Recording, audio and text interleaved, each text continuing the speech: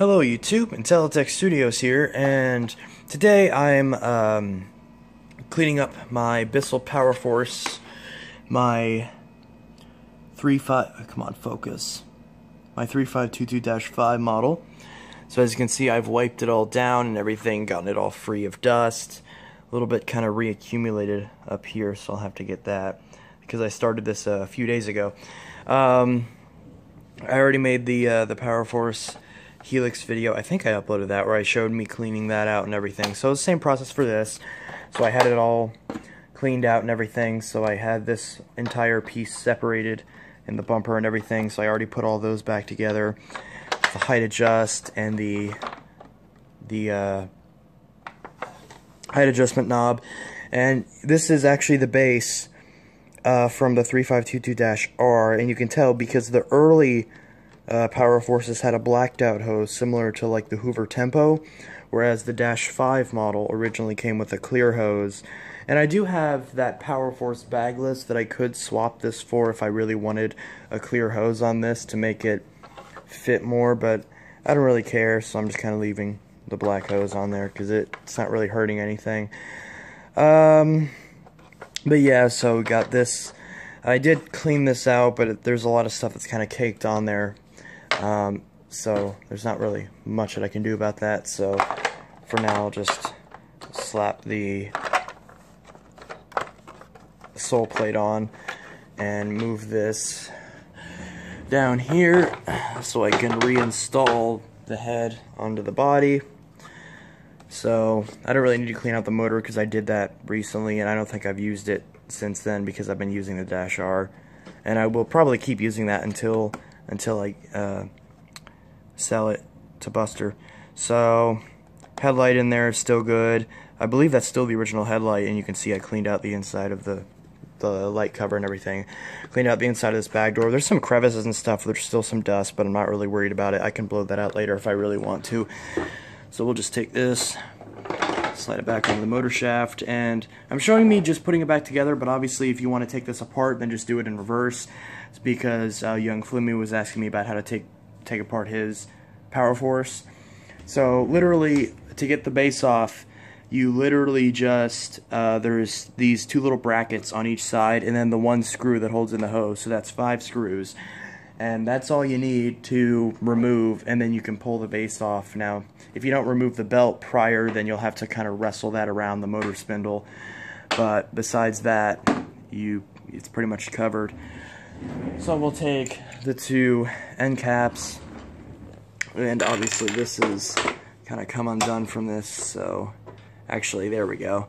So the handle lock has kind of gotten that, how to lock that in place for us to make this a bit easier. So just kind of throw these on each side, and as you guys, I got the cord in the way. So we'll take this other end cap and just pop it on. For the standard base Bissells, you literally just pop this on. For the Power Track models, you have to put them on in a certain way so they kind of stick. So there's like a beveled edge, and you have to put that facing towards the machine. So just keep that in mind if you're doing it on a wide path or a Power Track model. And then we just put this down again to the first position, and now that's going to come apart. But since this one is, we'll just put these 2 screws in, and then obviously adjust this and put these 2 screws in. There we go. So we got the 2 screws on each side. Lock it into place, set it down, and then this lower hose, it pops right into this onto the side, and then clicks into the screw hole. There we go. And then we just put that screw in. Now that we got that in place with this screw, what we're going to do is we're going to recline this all the way and flip it over so we can get access to the bottom. I'm trying not to scratch this, and take this back off. And so all we want to do is grab the brush roll and the belt. Brush roll's fine. I cleaned the brush roll up. I'm not sure if I'm going to put a new belt on it just yet. I don't know if it needs it. I'm gonna check this and see if it needs a new belt. This is the old belt, and these are the new belts. So it's pretty clear that this belt is pretty badly stretched out. I haven't replaced the belt on this in quite a while, so it's pretty clear that it's pretty stretched out, and we'll need to definitely install a new belt on this. So we'll grab a new belt. Not sure which one. Maybe this one. I mean, they're both the same, so I guess it doesn't matter. I've never used one of these great value belts because I usually buy the Durabelt brands, but they stopped making the Durabelt brand, so they just have these stupid great value brands that you get at Walmart. I know you can buy them on Amazon, but I was in Walmart and I need to get some belts, so this is what I got. Interesting thing is that these are marked for 7, 9, 10, 12, 14, 16 belts, and the actual belt just says Style 7. So, I mean, this is a Style 7 machine, but, I mean, it's 10, 7, 4, what does it say? 7, 9, 10, 12, 14, 16, so if it's any of those, it'll still work. It's all the same belt. So, what we're going to do is, you see the motor spindle down there, just maneuver the belt so it goes on that spindle. There we go. And I'm going to need to put the camera down for this, but then you just feed the brush roll through the belt onto this piece, and then slide. And then once you do that, you have to slide it in on both ends. Now, this end is round, so this will go in any direction, and this end is notched, so you need to put it in the direction of that notch, so that way it goes in properly. You can see that. And before I show that, I am going to show if I have some 3-in-1 oils, because I want to lubricate this brush roll just so that way it can spin freely. Because that does sometimes happen with these as the bearings get kind of wonky over time. So you just kind of want to. Now this oil is really hard to remove the cap on. There we go. Since it has like another piece that tends to want to come off. So we just kind of want to. I'll just kind of brace it with my feet and just get a little bit of oil right on there, and we want to kind of spin this cap, kind of work some of the oil down into the brush.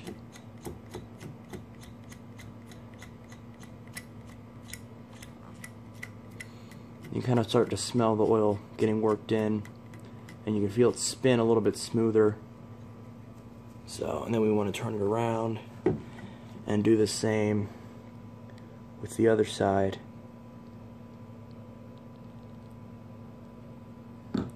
And again, if it'll focus, we want to spin this bearing so it works the oil into the brush.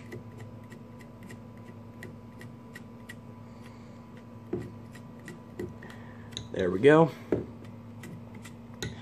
And then after that, we'll want to check, which you kind of have to do this with 2 hands, but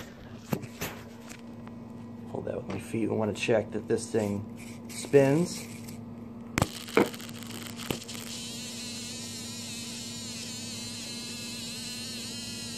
Sorry, my phone's having problems. There we go. So then we want to check, make sure this spins freely, which it does. The oil definitely helped. So now it spins a little bit more freely, which is always good. We don't want any kind of resistance on the belt, because that can cause it to fall off or snap or even burn up. So then at that point you start getting burnt rubber on the motor shaft, and the vacuum smells like that because it's burning itself. So we don't want that to happen. So we're going to take this, slot it over the belt, and pop it into the housing. Once we want to pop the side closest to the belt in, and then this side with the notch, press it down, make sure it's all the way into the housing, and it's going to be a little bit tight at first, but you just kind of spin it a few times gently with your fingers So that way you center the belt on the shaft, make sure the brush spins good, because you want to make sure that there's nothing resisting, and you don't want to forget this step, because otherwise you put it back together, you turn it on, the belt's going to pop right off, or like I said before, it'll burn through. So once you do that, grab the sole plate, snap it in on all 4 corners, make sure it's in, and again with the sole plate on, you want to make sure the brush spins properly. Be careful if your sole plate has a crack on one of these divots, because I think mine has a crack. Yep, on this one where it's broken. But you want to be careful that doesn't jam on the brush, because otherwise you could be in for some trouble. So again, you want to make sure this spins properly, make sure it's clean of any dust or hair, and you can do that by just taking the brush out and pulling it off the brush, getting some scissors, that kind of thing. I already did that, but it's a fairly simple process, just so the brush looks good again. Pop these screws in and you're good to go. There we go. So we got all the screws in, and again we want to check, make sure the brush spins good, that everything's locked in, and then we can pick this up and turn it around. So now the entire bottom section is done. So now we just need to work on this back section. So first what we're going to do is we're going to grab the handle, because I took this off just to clean this inside part, and there's a screw in there, so that screw will pop out. And this is just like when you're first assembling it, you just slide the handle into the grooves, slide it on all the way, make sure it's flush, and then once you do that, grab the grab this screw, put it in here, and then grab your screwdriver, and I need to brace the front of it so it doesn't fall out, and then tighten that,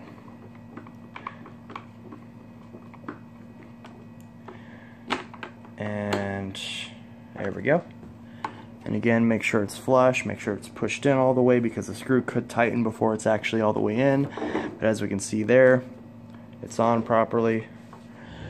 And now we need to grab this hose bracket, which if you have an older model PowerForce, then the hose will actually be attached to this. It'll all just be one piece, so this will essentially also be screwing in the hose. So, but for my model, it has the twist and snap hose, so that's a separate piece. So we're going to grab these 2 screws so we can secure this onto the vacuum. My camera's having problems focusing because of how black this thing is. So, and again, you kind of want to brace it with your foot and screw these screws into place. This is kind of, at this point, it's just kind of getting to like what it would be like if you were assembling this for the first time. So that screws tight, and then this one. This is pretty simple. Screw that in tight. Make sure this bracket's in, so we can see that this bracket is in place. So now, if the hose on your machine wasn't included in this collar, then you obviously take the hose and put it on, twist it to the left so it snaps into place, and you take this end, pop it onto the base, which on some models it'll be looser than others. So hopefully yours isn't worn out to the point where it's looser. And there's a little notch.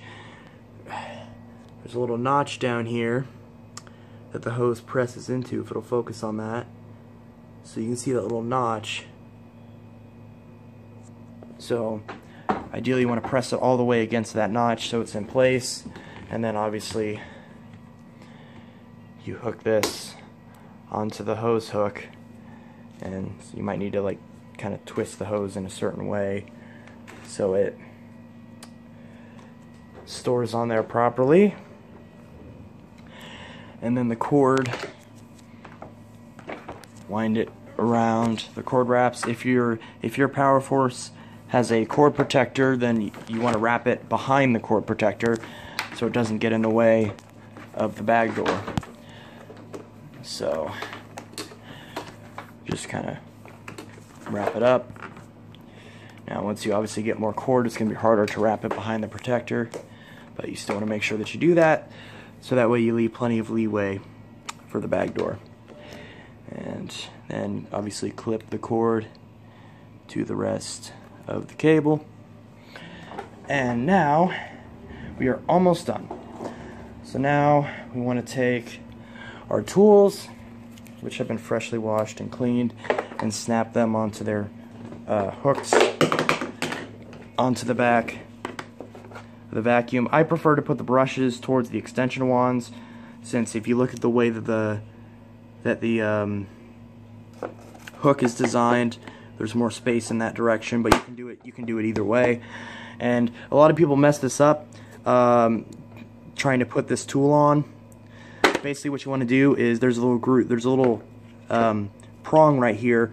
Rest the center of it on that prong and then snap it upwards into the machine and make sure it's on there flush.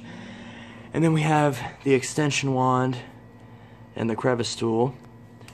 So just want to take these, slide the extension wand onto the bracket, and then the crevice tool of course slides downwards into it, and that pops in. And then finally we have the filters and the bag. So here are the two filters. We have the pre-motor filter and the post-motor filter. You may have upgraded the post-motor filter to a HEPA filter. That's fine. It's the exact same process. So obviously keep in mind that you can't wash the HEPA filter, so you can only wash it if you have one of these black post-motor carbon filters. So as we can see, that's in place, and post-motor filter goes right into this spot. So sometimes if it's post-motor, sometimes it doesn't want to go in there properly. So again, you want to line it up from the bottom first, and then the top, and then press the sides in. There's a little guide in the middle, so make sure you don't push it so far that you're restricting the ability for the filter to cover that area. Then we want to grab the filter door and pop this on. Again, sorry for the lighting, guys. It's really hard to film this unit because of the colors. And want to pop this door onto, which it's kind of hard to do. So again, we want to brace the machine, and there we go. That's the first side, and then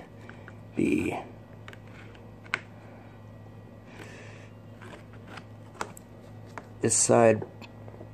There we go.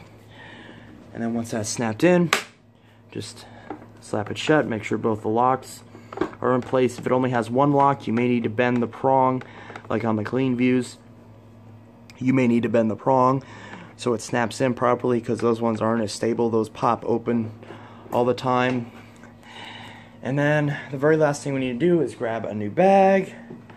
So we're going to grab one of our bags.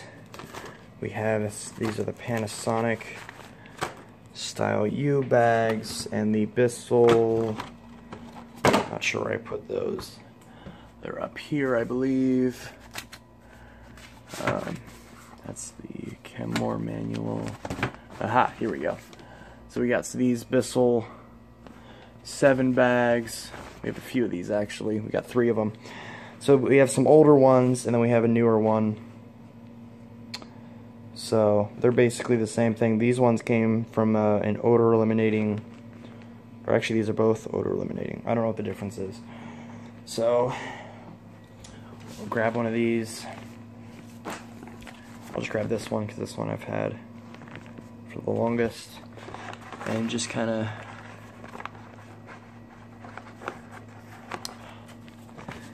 kind of hard to do with one hand, but you can see the collar. So you just want to take this and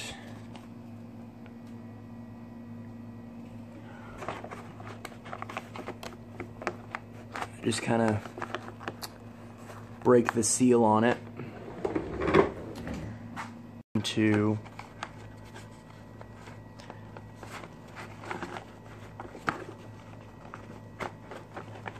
there we go. Push it right onto the collar. And then once you do that, the last thing you need to do is take the bag door, pop it on, and snap it in. And that's it. That's how to clean and refurbish your Bissell PowerForce 3522-71Y7 1398, etc., etc. vacuum cleaner. Peace.